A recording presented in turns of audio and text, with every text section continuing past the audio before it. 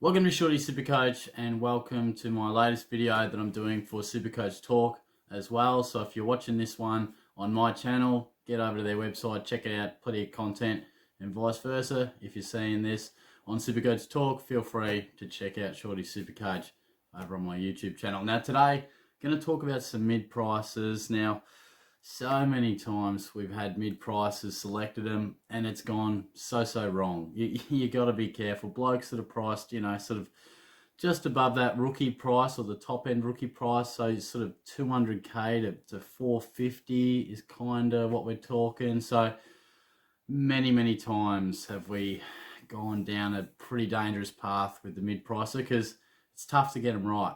You basically either want them to make you quite a bit of money if they're closer to that sort of 200 to 300k mark, but if they're getting closer to the 450, well, they've really got to become keepers, and they're the ones that are really tough to select. These mid prices that we're hoping just break out and become absolute premiums, they're the toughest to identify. And if it goes wrong, then you're just left with a bloke sitting in your side early on that you're just wishing to get rid of. It's painful. So that's why I don't encourage picking too many mid prices. Sometimes there are ones that you just got to have. You just got to roll the dice just to see. But more or less, history suggests that they don't often work. And they can work to different degrees, I guess. But history is littered with mid prices. I was looking back at my starting sides over the last few years, and you think there's such good options through pre-season, but it's just the tried and true method of guns and rookies that so often gets the job done in Supercoach.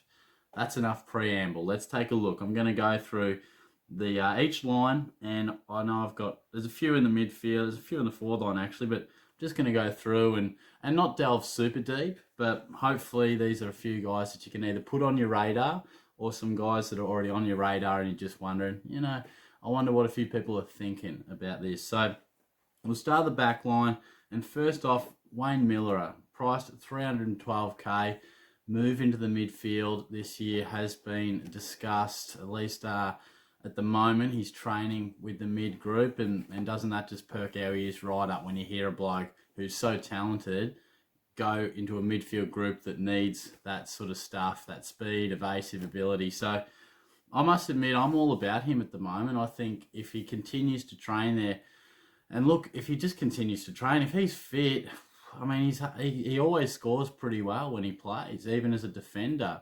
He's got great composure with the ball, and he's quite an X-factor type. So if he's in that midfield group for Adelaide, gee, I reckon we're going to have a bit of a dabble at that, at least at the moment. He is very injury prone, but I would be keeping him pretty high on your watch list. Now, Lockie Ash at the Giants, 320k. He's also a guy that, is a bit more risky, I would imagine, because he is pretty young, but very high pick a couple of years back, and he looks good.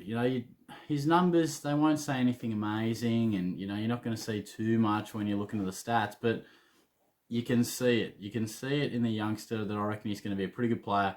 And of course, the absence of Zach Williams, Heath Shaw, there is opportunity in that back line for a rebounder, for someone to add a bit of dash into that half back line at the Giants. So I think he'll get a bit of opportunity. I wouldn't really, unless he sets it on fire, I wouldn't endorse it too highly. But he's a guy that just might be on some people's watch list. James Harmes is a really interesting one. 344k for the D's. Now, we saw him have a bit of a role change last year that was of a negative for his scoring output. Now, we've seen him run through the midfield and play some tagging roles, be quite a tough inside mid at times. But last year, he moved away from that. I know at times he sort of seemed to be more half forward. He was certainly outside of the coalface. So if he does get back into that engine room, which I wouldn't imagine he will, but if he does, he's a guy that has shown that he can definitely average 90 plus. So it'd be really interesting if we saw him playing back in that midfield role. It'd certainly grab our attention, I would say. Jordan Clark at the Cats, 241k. I am a Cats man, so, is there a bit of bias here? Don't know, but this guy, he's going to be a star. There's no doubt about it in my mind. running, creative type of a defender, and he sometimes might even push up towards a wing. I want to see the Cats play him. I think we need a guy like him. But Geelong does seem to play very old sort of team at the moment. That's where they're at the minute. What was it, like the oldest side to ever play in a grand final? So we need some youth, and he's a guy that just is confident. He's a top pick from a couple of years back, and I reckon at that price, if he's in Geelong starting 22, he's got to be strongly considered. So food for thought there.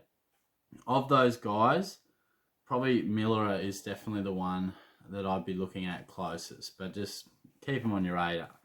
Moving into the mids, now we've got Tim Taranto at 453k, and this is where it's just so awkward. If you pick him, he's a start. He's a great player. Off year last year with injuries and that sort of thing, but he's going to be a gun. Now, could he average 100 this year? Yeah, definitely. Is that going to be enough? Don't know, because at 453k, he probably has to be in our sides the whole year. So you probably got to ask yourself the question: can he average 105? You know, it's tough. I mean, he won't be far off, I wouldn't imagine, but just keep that in mind. These first few guys that are above 400k that I'll mention, you probably got to keep that in mind a bit more. That, you know, these guys aren't going to make you much money. You're not picking a guy at 400k to make you 90,000 or 120k. They're not really stepping stone sort of guys. They're guys that you say, look, they can be breakouts and they can be in my side for most of the year, hopefully all of it. Maybe we got a luxury trade up our sleeve late, but you need them to really break out and explode, take their game to the next level. And to be fair, Taranto is a pretty good chance to do that. I won't be picking him, but he's a very talented guy. Ben Cunnington, 439k. It's a big no from me. I mean, he's just so injury prone. Last year we saw, have such a difficult time coming back from that injury. Of course, that's the reason he's priced around here. But he also gets tagged out of the game. I know he scored like 180 last year in the first round, then gets a bit of attention, and he's capable of scoring 60. So for me, it's a no. I just think the combination of, he's never been an unbelievable scorer. He's never averaged over 103. So I don't think anything's going to change anytime soon. The main thing that might come into consideration that he's a bit older now and he's more chance of breaking down. So I'm not sure if he'll be popular or not, but I see a bit of discussion about him. Thought I'd put him in there, but it's a no from me. But look, one of his teammates is on the way up, Luke Davies-Uniacke, and I'm a big fan of this guy. Again, I'm not going to endorse him to pick him. He's 432k, but he could be anything. He's got really good, how would you say, just around the stoppage, he just looks so comfortable. He looks like he can really break away. He gets that arch in his back, and I really like him. I really think he's a quality player. I'd have to watch him close. I'm not sure on his ball use and stuff right here, right now, but he's a talented player, so maybe that'll just come as he gets a bit more composed at the top level. I think he's going to see a spike in his numbers. You'd be pretty brave to go with him, but at 432k, as I desperately get a glass of water into me, which is something I probably should have done a little bit more of on Saturday night, to be honest, but that's another story. But I think he could explode and be a really special player at some stage, but to pick him at that sort of price, it'd be pretty gutsy. I'm not saying like Taranto and Davies-Uniacke, two rising stars in the game, but they could burn you. So just think about it. Tom Green at 351. Shout out to Langers. I know he's a big fan of this guy, and so am I. There are massive Clayton Oliver vibes about this. Huge Oliver vibes. Sort of the same sort of body type, big-bodied mid, high selection, just around the stoppage. I was watching his under-18 highlights, and he's just a bull at the stoppage, and he's already done it a little bit at AFL level. I'd love to see the Giants say, look, Green, I know you're a youngster in amongst the Kellys, the Canelios, the Hoppers, all these sort of guys, but I'd love to see him get more responsibility in the midfield. And we saw Oliver take his game from like average of 70 to, I think it was like, was it 113 or something like that? Like massive jump. So I reckon he's a genuine chance to maybe not jump that high, but to really go beyond 90 if he gets that opportunity. And I must admit, I'll be watching him real close through the pre-season to see, how many stoppages he's attending, and is he one of the main guys in that midfield group? Because I could be tempted. I could be tempted for sure. Dyson Heppel at 319k. That's cheap as chips for Dyson, but we've got to think about his body. He is struggling. He is struggling with this thing. Also, a move to half back. Does that please you? Would you prefer to see him in the midfield? I mean, I'm not sure. I mean, he'd probably score better in the midfield, but equally, half back is just such an easy role to consistently score points. So it's a tough one, but I couldn't see myself going with him unless the cards fall in a certain way and I just need someone at that price. He would, of course, he's probably the best guy around that price, but his body concerns me a hell of a lot. And I just think there's probably some better guys. I'll put it this way. If Tom Green, a youngster on the up, who's 30k more, or Dyson Heppel that, could go down at any stage and we've seen probably his best football in a different position, I'd be more inclined to go with a youngster that's got a lot more upside. But I think Heppel, if he plays, he'll score well. It's just mainly the concern whether he can stay fit and whether we'll actually see him adapt well to that half-back role. I mean, I think he will. I remember when he debuted, he seemed to play sort of more off that half-back. He was really composed. So I think he'll probably adapt to it quite nicely. But definitely that body is a concern. Braden Sear, take your pick, 313k. I'd love to see what the Pies are going to do with their midfield group because, obviously Treloar's gone and there's a few aging guys in there. Is he a candidate to get in there, or will they go for more of like a Dacos or a Brown or something like that? We've seen him play some outstanding footy at AFL level already. Just take a look at his numbers a few years back. He's already averaged 80. He's already turned up multiple times. Huge tackle count, clearances. So I think if he gets a chance, I reckon he's a pretty solid option. But he also has issues with his body, and for whatever reason, a Pies fan could probably tell me better, he just hasn't been able to break in. So could this year be the year? We'll have to wait and see. And Jackson Hately, gone to the Crows, 310. Again, he's a bit of a tempter, high pick. Once upon a time, we've seen him score sort of 80s, 90s at the top level already, seeking opportunity. He'll get it at the Crows, but I probably like some other options a touch more. But he will get the opportunity he's looking for, I'm sure. So just one to keep on your radar as well. So that's all for the midfield group. And look, of those guys, I probably wouldn't have any in my side right here, right now. I do love Tom Green. I really do. I think Heppel at the moment will probably be the most popular out of those guys. But keep him on your radar. Keep him on your radar. So down in the rucks, of course, Braden Preuss is the guy that we're going to discuss long and hard throughout pre-season. Going to get the opportunity at the Giants. And I think he's a great selection. We've seen him without Gawn average big numbers. He loves to be the main guy in the ruck. Will he get that? What will the percentages be with sharing the ruck load at the Giants? We'll have to wait and see. He's a great option, but I think his first month of games, I can't remember. I think he's up against Gawn. He's up against Grundy. He might be up against Nick Nat. I mean, check the fixture. He's got this awful run of ruckmen that are stars early on. So that makes it really difficult because we'll be wanting him to hit the ground running, get the price going upwards straight away.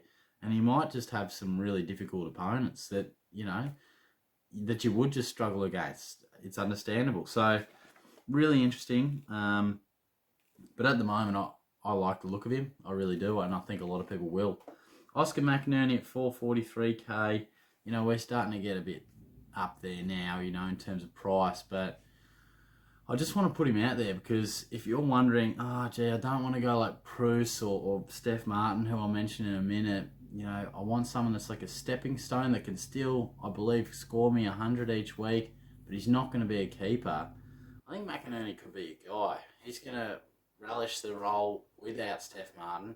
I think he'll ruck mainly solo. There will be a bit of a sharing of the load for sure. But he's a guy that I could see. I think he averaged 84. I could definitely see that going into the 90s, and I wouldn't be surprised if he gave the three figures a nudge. So keep track of that. But Steph Martin, who I mentioned, 272k. He's gone to the Dogs. You know, it's what they wanted. Timmy English, very talented. They love him. He's going to be a star. But they just need someone a bit more hardened, seasoned body. And Steph Martin's your guy. Now, I'm probably not in love with this selection because he will play second fiddle to English, in my opinion. I think he's more of a supporting role. And they will share it, you know, probably evenly. We'll have to wait and see. But I just think we've seen Steph's best footy. I think it's past him. I think he'll play a really good role for the Dogs. I'm not as sold on him playing a good role for your Supercoach side. But like with all ruckman, we're going to have to just see what sort of a look they get at the centre bounce, and will the Doggies be putting more faith in him for the ruck and try and play English forward? Who's going to be the main guy? Because they'll both ruck a fair bit. I'm just interested to see maybe who does it more. So we'll have to keep an eye on that. Moving into the forward line, 435k is Jordan De Goey. Now, could he be the answer? I mentioned the Collingwood midfield issues before. Could he be the guy?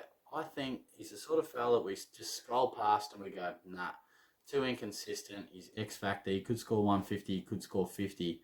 But if he moves in the midfield, you've got to seriously consider him.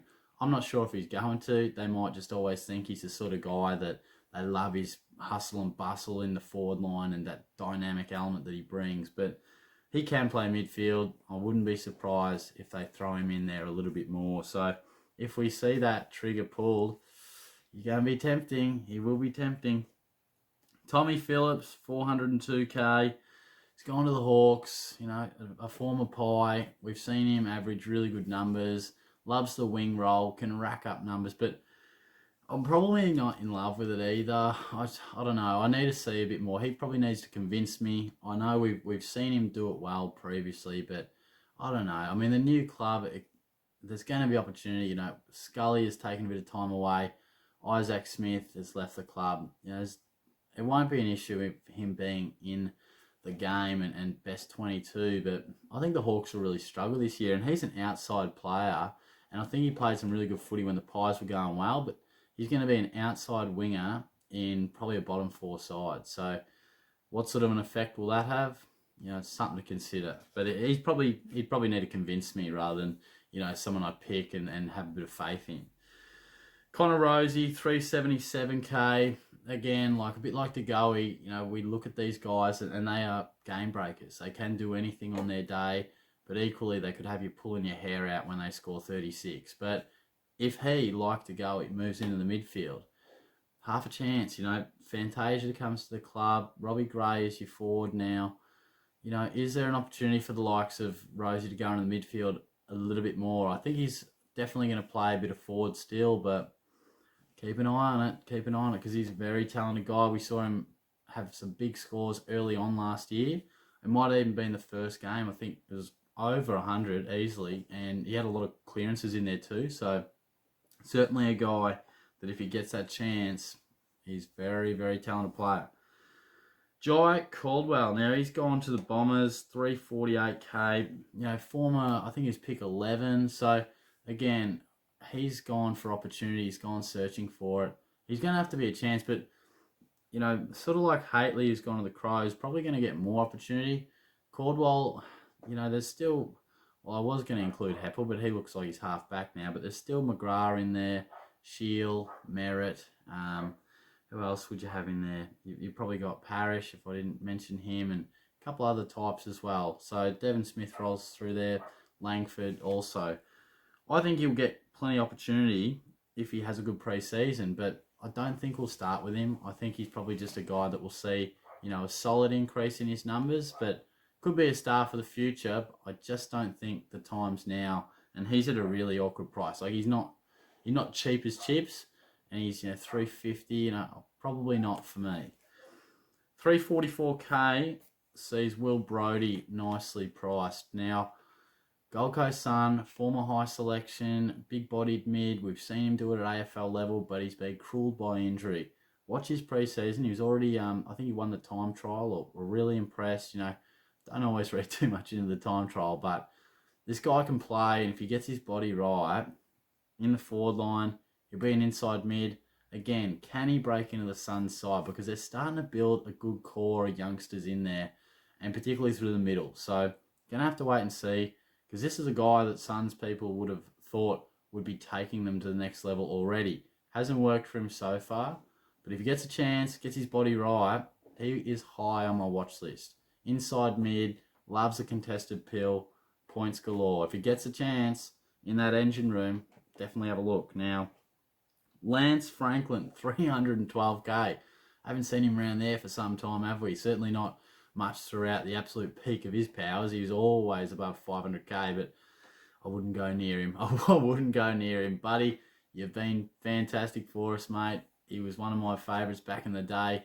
When he was in his absolute prime, he was one of the rare players that was a key forward and you could actually rely on. Yeah, he was always inconsistent, but people forget how much of the ball he could used to win, particularly at the Hawks, when he would get a bit up the ground and he'd often sort of hit up, handball it off, and then bomb him outside 50. He was great to watch, but obviously now the injuries, the body's it's concerns.